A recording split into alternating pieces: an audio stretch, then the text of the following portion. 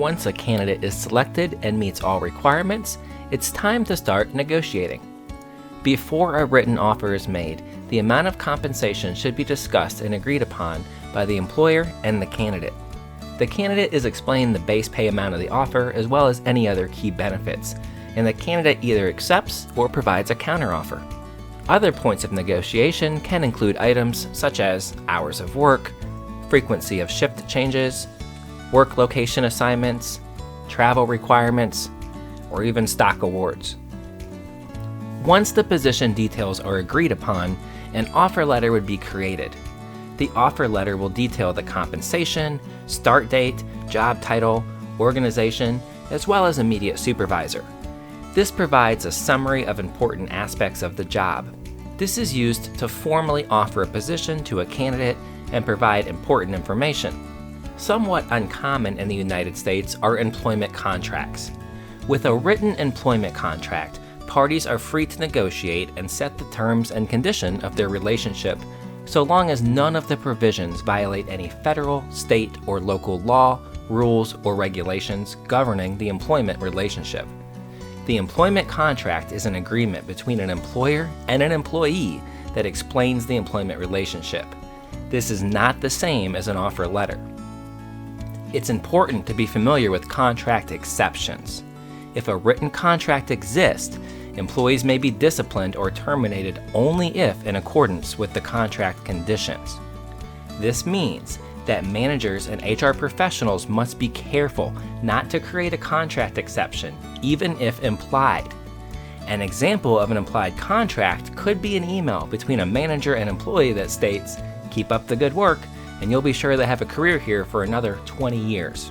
At-will employment has gradually become the default rule under the common law of the employment contract in most U.S. states.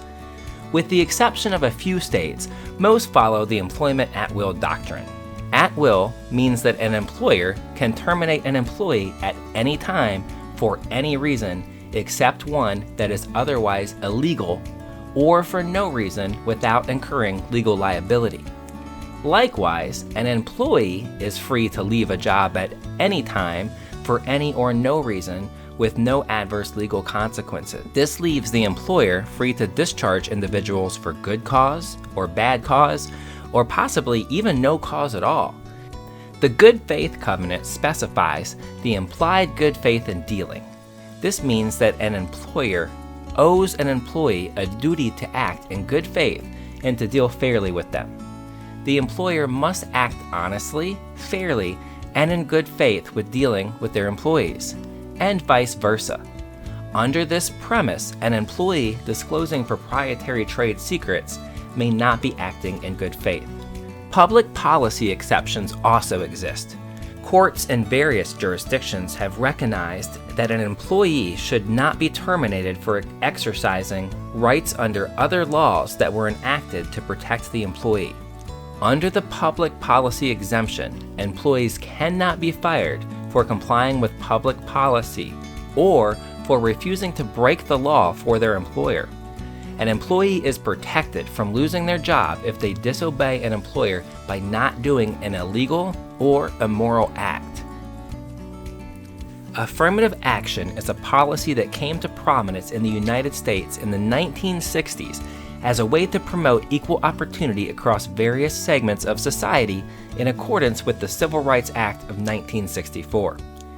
The policy was sought to eliminate discrimination. Affirmative action is an activity designed to correct previous inequity that may have existed for certain groups or classes of people. It is essentially the active effort to improve employment, educational, or other opportunities for members of groups that have been subjected to discrimination. Criteria for affirmative action include race, disability, gender identity, sexual orientation, ethnic origin, and age. A central premise underlying affirmative action is that, absent discrimination, over time, the workforce at an organization will typically reflect the gender, racial, and ethnic profile of the labor pools from which the organization recruits and selects their employees. Effective affirmative action programs will include internal auditing and reporting systems as means of measuring the employer's progress toward achieving the workforce that would be expected.